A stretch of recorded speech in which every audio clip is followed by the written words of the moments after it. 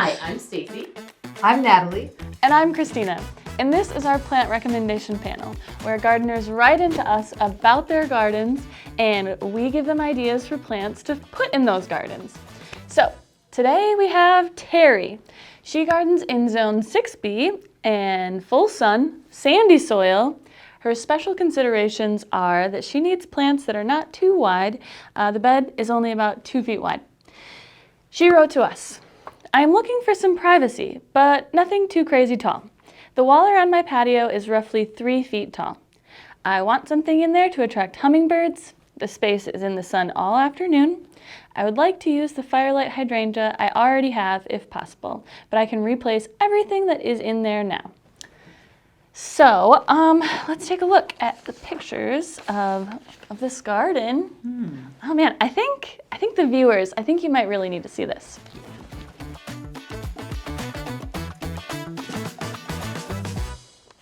Surprise!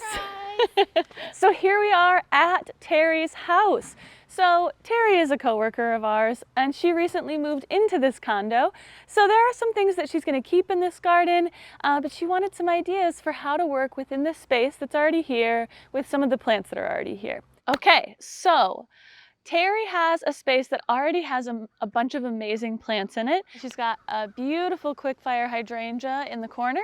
She purchased 3 beautiful, very well-established firelight panicle hydrangeas as well.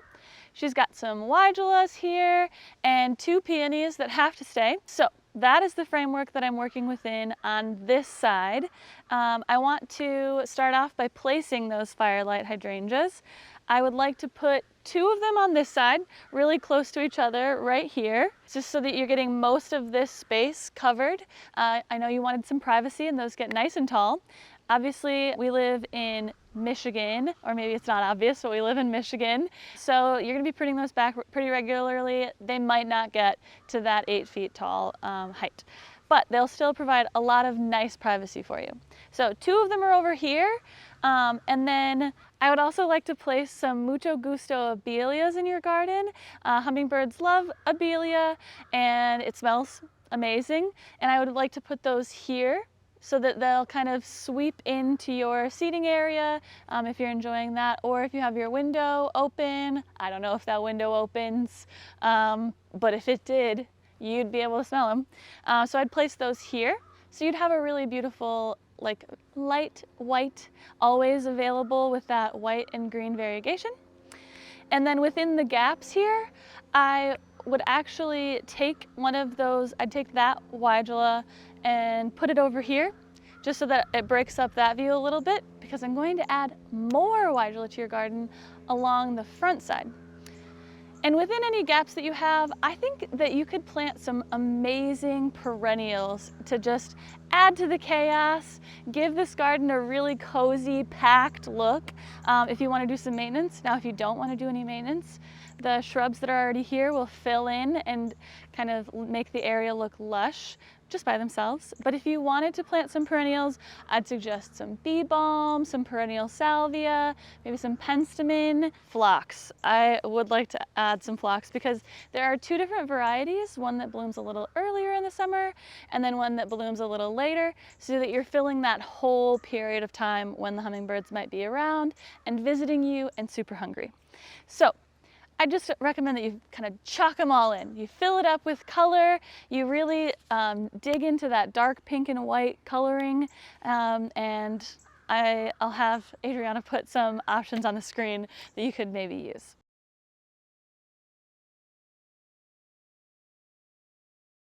Now, we can go around to the front of the garden and see what that should look like.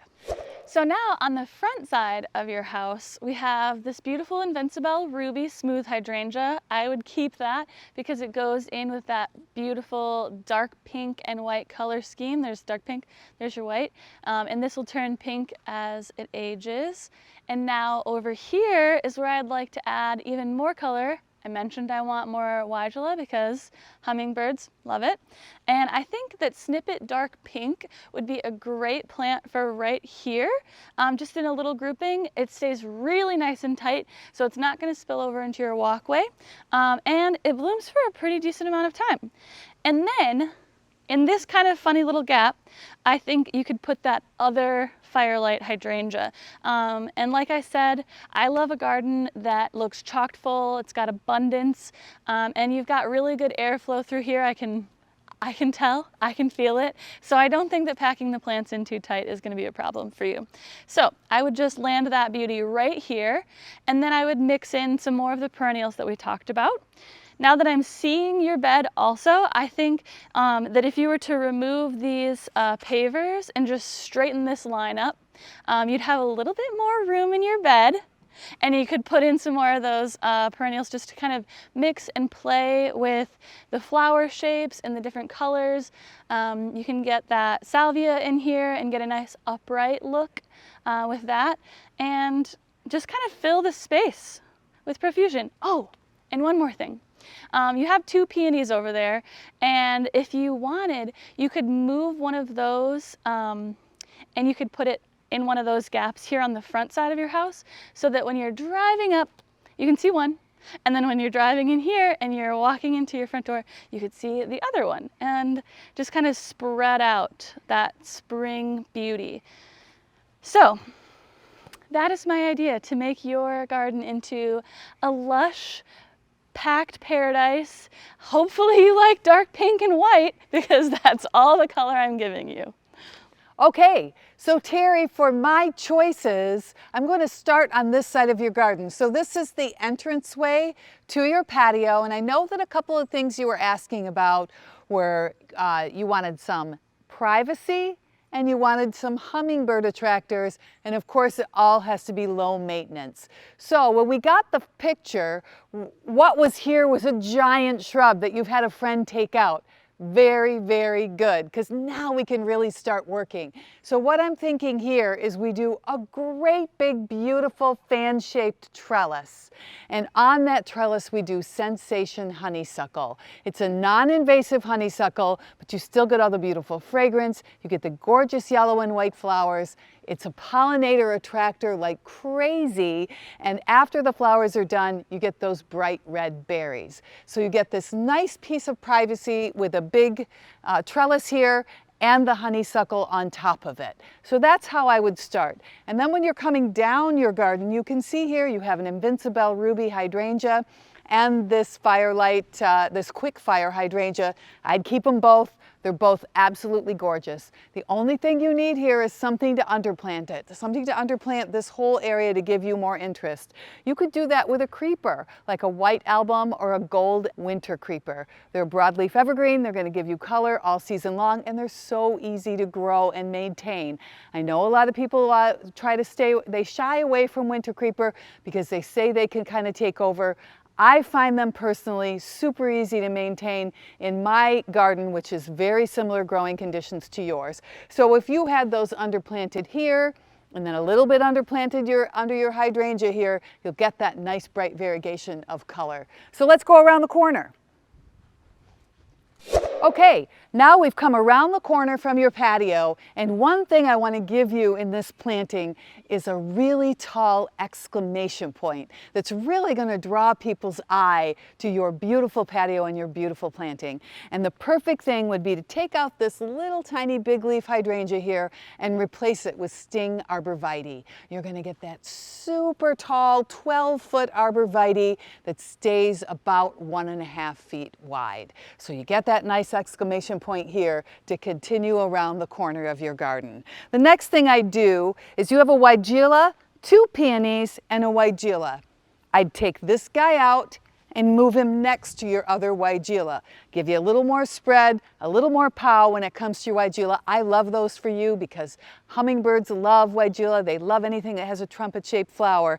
And then I'd take one of these guys and I'd pop it in right next to your Sting, right next to your other lace cap Panicle hydrangea, and then you've got this continuation of the hydrangea around the corner, broken up with the arborvitae. Then we can continue to your 2 peonies that are going to open up, they're going to spread, and then next to the 2 peonies, we'll have your Weigelas, And next to the Weigela, I do an oh so easy double red rose. So you're going to bring that nice bright red into your garden. This is a big rose. This is going to get 4 feet tall and wide, super floriferous. In my garden, it is the most disease resistant, the most floriferous rose that I grow, bar none. So I would put this nice big beauty right over here where you can see this empty spot. And then if you look down there, you can see another Firelight Hydrangea.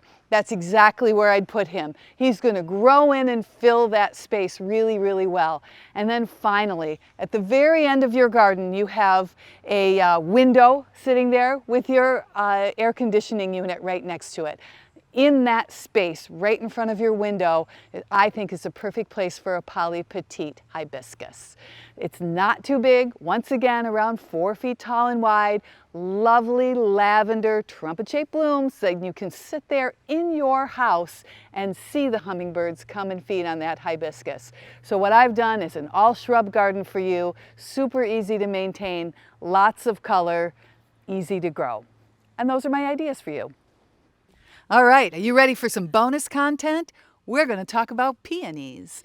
So the thought that I had about your 2 brand new peonies here is I see they're newly planted. They might have been in bloom this year. If they don't bloom for you in the 2nd or even the 3rd year, do not fear. Sometimes peonies don't like to be newly planted and they don't like to be moved. So you might not get blooms right away in the progressive seasons after you've put them in the ground. Give them some patience, give them time to establish their roots, and you will get some beautiful flowers later on. Okay, so Natalie is the peony angel on your shoulder. I love I'm peonies. over here and I've got to give you some bad news. You might have been waiting for years, and your peony might not be blooming, and it might be time, or it might be planting depth. So peonies really resent being planted too deeply in the garden.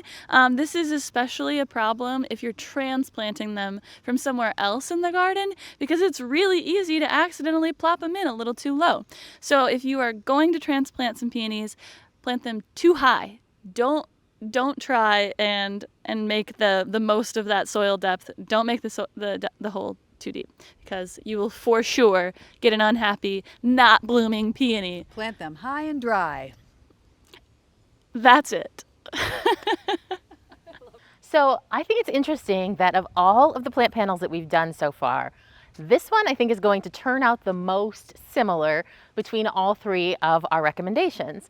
And I don't know if it's because we all kind of live in this area and so we have a similar sort of approach, or if it's because we're so familiar with the stuff that's already here, or what. But a lot of my recommendations are similar to what you guys recommended, so this will be interesting. So yeah, like Natalie said, there used to be a huge thing here. It was blocking this main access to the patio. So I'm going to start establishing the color palette right here with a really interesting and beautiful and low-growing shrub, so you never have to worry about it overgrowing your entrance again, and that is Midnight Sun Weigela. So I think that makes a really interesting start to the plant palette. And since it's always changing, the color changes so much through the season, it will never kind of be like dull. You'll always have something new and interesting to look at and welcome visitors to your patio. So as we move this way, this is Invincibelle Ruby Hydrangea, Smooth Hydrangea, such a pretty plant. I love it. But I am actually going to recommend that this get moved over on the other side by your air conditioner, because this is some pretty prime real estate. And as much as I like this plant, you said that you need the privacy and you have basically pure exposure. Now, this is a private driveway, but you want a little bit more enclosure and exposure here. So my recommendation is actually to take this out, and I can go either way on the quick fire. I love this plant, but I think that the better choice here is going to be Paraplu Pink Ink Hibiscus. And I thought long and hard about my hibiscus choice here. I don't want anything that's too white because this white wall is already really stark, but I did feel like Paraplu Pink Ink, which is my favorite of all of the Proven Winners woody hibiscus, I felt like it was a great marriage of the white that you already have and bringing in some nice dark pinks to play off of throughout the season. And it'll attract those hummingbirds. And just between us, Terri had told me one of the reasons that she wants to attract hummingbirds is because her cats get really bored during the day. And you can see behind us that they have a catio here. And upstairs they go out and she has that netted off. Oh, there's one of the kitties right now. Hi, kitty. So the cats get bored. They've showed interest in the hummingbirds because of those beautiful red begonias and fuchsias that she has up there. So they're safely away from the hummingbirds, but they like seeing them. So I think positioning a Paraplu pink ink here will bring in a ton of hummingbirds, while also providing you some really valuable coverage in this key spot. So as we move around here, I agree with Natalie that what this spot really needs is some evergreen interest. You know, this is Michigan. We're not necessarily going to be spending a lot of time outdoors in the winter, but year-round interest never hurts. And I think that the best year-round interest plant to plant here in this really pivotal moment is Castle Spire Blue Holly. And the reason that I picked Castle Spire Blue Holly, it is a narrow upright holly, so it's going to be a good space saver. I think that because you do live in this neighborhood, there's probably enough male pollinators nearby that are going to pollinate Castle Spire, so you get those nice red berries to look at for winter. And of course, Castle Spire has that really nice shape, so if you want to put holiday lights, Christmas lights on it, it's a great scaffold for that as well. Now, as we move over here, these peonies are non-negotiable. They're gifts from Terri's kids that she wants to keep, but I would bring back the Midnight Sun Weigela over here. Now, I have to say, my plan for this next area has actually changed since I got here. And this is an interesting thing about Plant Panel, is because, you know, we see people's pictures and we make our best guess. But now that I'm here, actually in this beautiful neighborhood, we're just a couple miles from Lake Michigan. There's beautiful pines all around us. It's hidden back in the dunes, and it just kind of has this like rustic feel. And so I think that the best thing that you could do with this space, so you're gonna just bring the Midnight Sun Weigela back here, keep your peonies, they're in the nice full sun. But in this next batch, pretty much until your patio ends, I'm gonna recommend Gatsby Pink Oak Leaf Hydrangea. I think that it has the height that you want to get that privacy. I do grow it myself, and the hummingbirds do visit it. I mean, it's not a hummingbird magnet, but they do visit it. And what I really like about it is that as the flowers age, they turn pink. And so that's gonna help to reconnect the Invincible Ruby that you're moving over there, and the Paraplu Pink ink that you planted over here. I would honestly just do a hedge of 3 Gatsby Pink right here. They're gonna grow up. Now they do get to be about 6 to 8 feet tall. I don't know if that's too tall for you. If that is, I would go with Gatsby Gal, which is gonna top out in the 4 to 5 foot range. But I think you're really gonna be grateful for that privacy, because this is kind of the main road through this condo development. So that's really gonna give you the privacy, and they're fragrant, and they're just gonna be beautiful to look up at when they're in bloom in the summer. The other thing I really love about doing the oak leaf hydrangeas here is one thing we haven't talked a whole lot about in terms of seasonal interest in your garden is fall color. And the Gatsby oak leaf hydrangeas turn fabulous, like burgundy red in the fall. So in September, October, when it's some of the best time to be outside in Michigan, you're gonna get that extra color and change of plants to have something really interesting to look at. I think you can fill in with perennials if you want, but I think overall the shrubs are gonna give you plenty of coverage and be a nice, consistent, low maintenance presence through this whole space. So those are my suggestions for you. Okay, thank you so much for joining us for our first ever plant panel on location. I hope this helps Terri, and if you have a condo and you've been struggling with ways to landscape it and get privacy, I hope this helps you too. Please don't forget to like and subscribe so you don't miss any of our plant panel videos or other gardening content. Thanks.